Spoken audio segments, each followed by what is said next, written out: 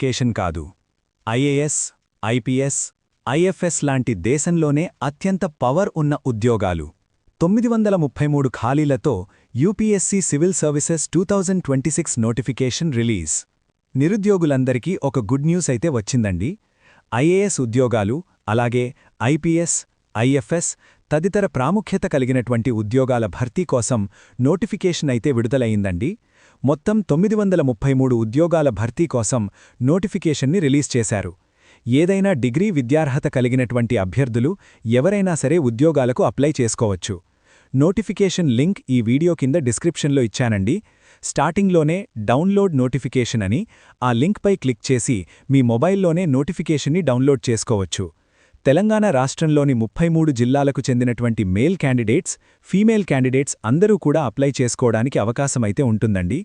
మనకి నోటిఫికేషన్ వచ్చేసి UPSC, union public service commission నుంచి విడుదల కావడం జరిగిందండి. సివిల్ సర్వీసెస్ ఎగ్జామినేషన్ 2026 అన్నమాట.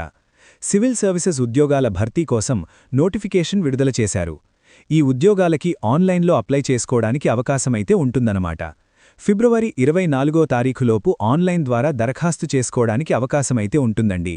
ఫ్రెండ్స్, దేశవ్యాప్తంగా అత్యంత ప్రాముఖ్యత కలిగినటువంటి ఉద్యోగాలు ఏవైనా ఉన్నాయా అంటే అవి ఐఏఎస్ పోస్టులు, ఐపీఎస్ పోస్టులు, అలాగే ఐఎఫ్ఎస్ పోస్టులు అని చెప్పుకోవచ్చన్నమాట.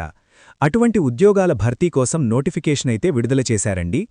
ఇలాంటి మొత్తం 23 రకాల ఉద్యోగాల భర్తీ కోసం నోటిఫికేషన్ అయితే విడుదల చేయడం జరిగింది. ఇండియన్ అడ్మినిస్ట్రేటివ్ సర్వీస్, ఐఏఎస్ పోస్టులు, అలాగే ఇండియన్ ఫారెన్ సర్వీస్, ఐఎఫ్ఎస్ పోస్టులు, ఇండియన్ పోలీస్ సర్వీస్, ఐపీఎస్ ఉద్యోగాలు, తదనుగుణంగా పలు డిపార్ట్మెంట్లలో గ్రూప్ ఏ, గ్రూప్ బి ఉద్యోగాల భర్తీ కోసం నోటిఫికేషన్ అయితే విడుదల చేయడం జరిగిందన్నమాట. గ్రూప్ ఏ విభాగంలో ప్రాముఖ్యత కలిగినటువంటి పోస్టులు అంటేగన రైల్వే డిపార్ట్మెంట్కి సంబంధించి, పోస్టల్ డిపార్ట్మెంట్కి సంబంధించి, రెవెన్యూ డిపార్ట్మెంట్కి సంబంధించినటువంటి ఉద్యోగాలను కూడా భర్తీ చేయడం జరుగుతుంది. మొత్తం 23 రకాల పోస్టులనైతే భర్తీ చేస్తున్నారండి. ఈ నోటిఫికేషన్ ద్వారా అన్ని విభాగాల్లో కలుపుకుని 933 ఉద్యోగాల భర్తీ కోసం నోటిఫికేషన్ని రిలీజ్ చేయడమైతే జరిగిందన్నమాట. ఈ ఉద్యోగాలకి ఇండియన్ సిటిజన్ అయినటువంటి అభ్యర్థులు ఎవరైనా సరే అప్లై చేసుకోవడానికి అవకాశం ఉంటుందండి. సొంత రాష్ట్రంలోనే ఎగ్జామినేషన్ సెంటర్స్ ఉంటాయండి.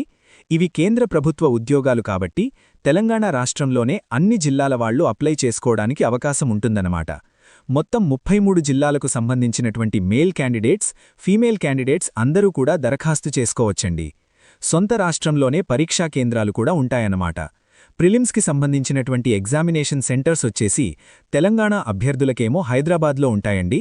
అదేవిధంగా హైదరాబాద్, వరంగల్లో కూడా ఉంటాయన్నమాట. వరంగల్ అర్బన్ అండి, హనుమకొండలో అన్నమాట. హైదరాబాద్తో పాటు ఇక్కడ చివర్లో చూసుకున్నట్లయితే 83వ నంబర్ హనుమకొండ అండి. వరంగల్ అర్బన్లో కూడా ఎగ్జామినేషన్ సెంటర్స్ ఉంటాయండి. ప్రిలిమ్స్కి సంబంధించి, మెయిన్స్కి సంబంధించి వచ్చేసి హైదరాబాద్లోనే ఎగ్జామినేషన్ సెంటర్స్ ఉంటాయన్నమాట. అదేవిధంగా ఆంధ్రప్రదేశ్ రాష్ట్రానికి సంబంధించినటువంటి అభ్యర్థులకు ప్రిలిమ్స్ ఎగ్జామినేషన్ సెంటర్స్ వచ్చేసి తిరుపతి, విజయవాడ, విశాఖపట్టణంలో ఎగ్జామినేషన్ సెంటర్స్ అయితే ఏపీ అభ్యర్థులకు ఉంటాయండి. ఇక మెయిన్ ఎగ్జామినేషన్ సెంటర్స్ చూసుకున్నట్లయితే గన తెలంగాణ రాష్ట్రానికి సంబంధించినటువంటి అభ్యర్థులకు హైదరాబాద్, ఆంధ్రప్రదేశ్ అభ్యర్థులకేమో విజయవాడలో ఎగ్జామినేషన్ సెంటర్స్ అయితే ఉంటాయండి.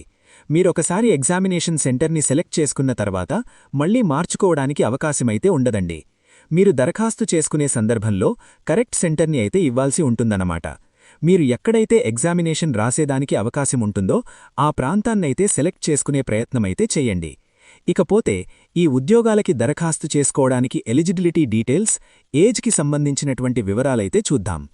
ఇండియన్ సిటిజన్ అయినటువంటి అభ్యర్థులు ఎవరైనా సరే ఈ ఉద్యోగాలకి దరఖాస్తు చేసుకోవడానికి అవకాశమైతే ఉంటుందండి.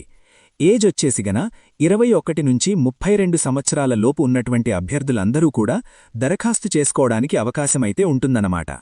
ఎస్సీ, ఎస్టీ అభ్యర్థులకి 5 సంవత్సరాల పాటు వయోపరిమితిలో సడలింపు అయితే ఉంటుందండి. అదేవిధంగా ఓబీసీ కేటగిరీ అభ్యర్థులకేమో 3 సంవత్సరాల పాటు వయోపరిమితిలో సడలింపు అయితే ఉంటుంది. ఇక ఎడ్యుకేషనల్ క్వాలిఫికేషన్ వివరాలైతే చూద్దాం. ఎడ్యుకేషనల్ క్వాలిఫికేషన్ చూసుకున్నట్లయితే మినిమం ఎడ్యుకేషనల్ క్వాలిఫికేషన్ వచ్చేసి ఏదైనా డిగ్రీ అండి.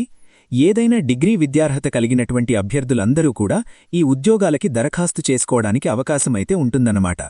ఇక్కడ నంబర్ ఆఫ్ అటెంప్ట్స్ అయితే ఇచ్చారండి.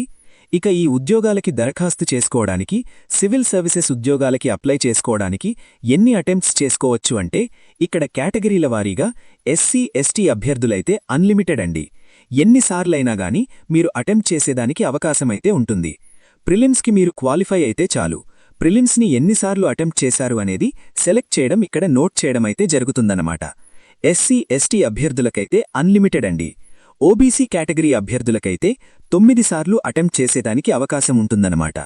పీడబ్ల్యూబీడీ అభ్యర్థులకైతే ఇక్కడ 9 సార్లు అయితే జనరల్ అభ్యర్థి, పీడబ్ల్యూబీడీ జనరల్ అభ్యర్థులకైతే 9 సార్లు అనే ఇస్తున్నారన్నమాట. ఎస్సీ ఎస్టీ అభ్యర్థులకు మాత్రం అన్లిమిటెడ్ అయితే ఉంటుందండి. పీడబ్ల్యూబీడీ జనరల్ అభ్యర్థులకి, ఈడబ్ల్యూఎస్ అభ్యర్థులకి, ఓబీసీ అభ్యర్థులకి 9 సార్లు అయితే ఇవ్వడం జరిగిందండి. ఓకేనా? ఇక్కడ మామూలుగా అయితే జనరల్ అభ్యర్థులకి ఎవరైనా, ఇక జనరల్ అభ్యర్థులైతే 6 సార్లు అయితే అటెంప్ట్ చేసేదానికి అవకాశమైతే ఉంటుందండి. ఈ విషయాన్నైతే ప్రతి ఒక్కరూ గుర్తించుకునే ప్రయత్నమైతే చేయండి. ఓసీ కేటగిరీ అభ్యర్థులైతే, జనరల్ అభ్యర్థులైతే 6 సార్లు, బీసీ అభ్యర్థులైతే 9 సార్లు, ఎస్సీ ఎస్టీ అభ్యర్థులైతే అన్లిమిటెడ్ అండి. అన్లిమిటెడ్ అన్నమాట. ఈ విషయాన్ని గుర్తించుకోండి ప్రతి ఒక్కరూ కూడా. అంటే ఫ్రెషర్స్కైతే వీటిని గురించి మీరు పెద్దగా ఆలోచన చేయాల్సిన అవసరమైతే ఉండదు. ఫస్ట్ టైమే ఈ ఉద్యోగాలకి దరఖాస్తు చేసుకుంటున్నటువంటి అభ్యర్థులైతే ఎటువంటి అభ్యంతరం లేకుండా దరఖాస్తు చేసుకునే ప్రయత్నమైతే చెయ్యండి ఫ్రెండ్స్.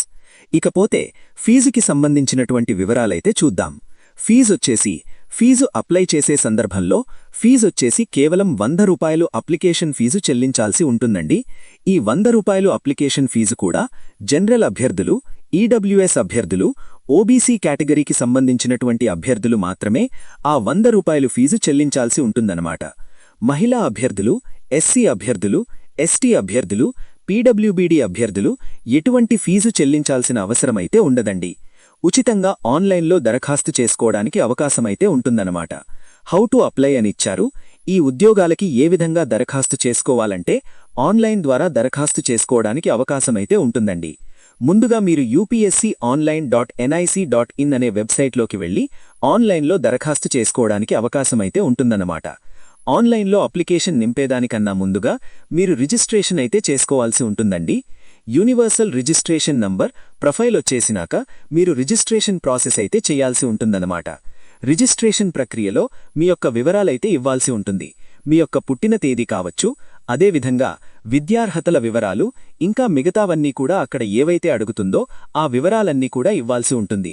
దానికి సంబంధించినటువంటి సర్టిఫికెట్స్ కూడా మీరు అప్లోడ్ చేయాల్సిందైతే ఉంటుందన్నమాట.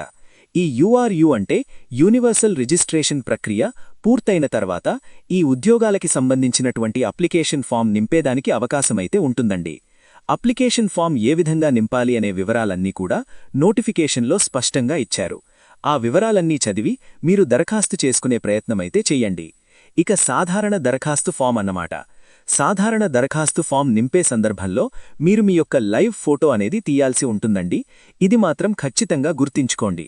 దరఖాస్తు నింపే సందర్భంలో మీరు దగ్గర ఉండాలి. లైవ్ ఫోటో తీయాల్సి ఉంటుందన్నమాట. అలాగే సంతకం అప్లోడ్ చేయడం, మీరు సంతకాన్ని అప్లోడ్ చేయాల్సి ఉంటుందండి.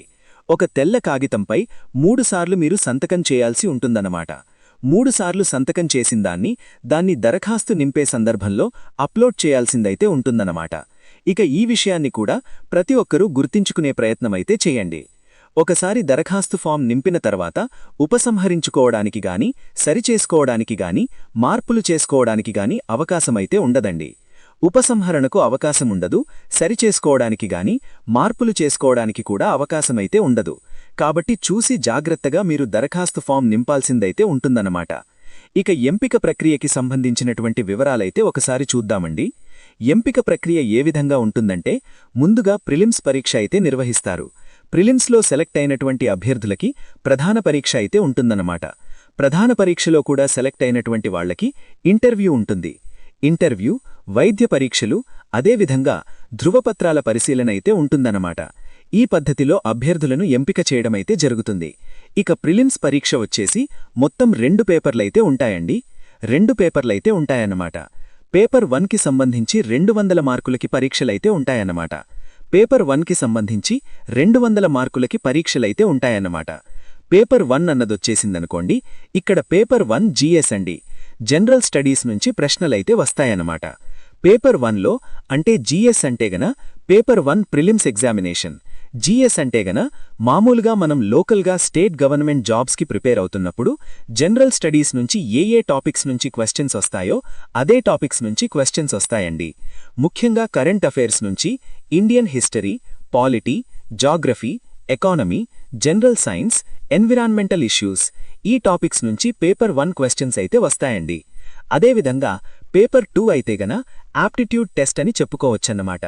సీసాట్ యాప్టిట్యూడ్ టెస్ట్ అని చెప్పుకోవచ్చు. Mental ability, reasoning, comprehension, decision making and problem solving ఈ టాపిక్స్ నుంచి ప్రశ్నలైతే వస్తాయన్నమాట. కమ్యూనికేషన్కి సంబంధించిన స్కిల్స్ ఈ టాపిక్స్ నుంచైతే గన పేపర్ 2 నుంచి ప్రశ్నలైతే వస్తాయండి. ఇక పేపర్ 2 ఎగ్జామినేషన్ అనేది మీరు క్వాలిఫై కావాలంటే 33% మార్క్స్ అయితే రావాల్సిందుంటుంది. క్వశ్చన్ పేపర్ అనేది ఇంగ్లీష్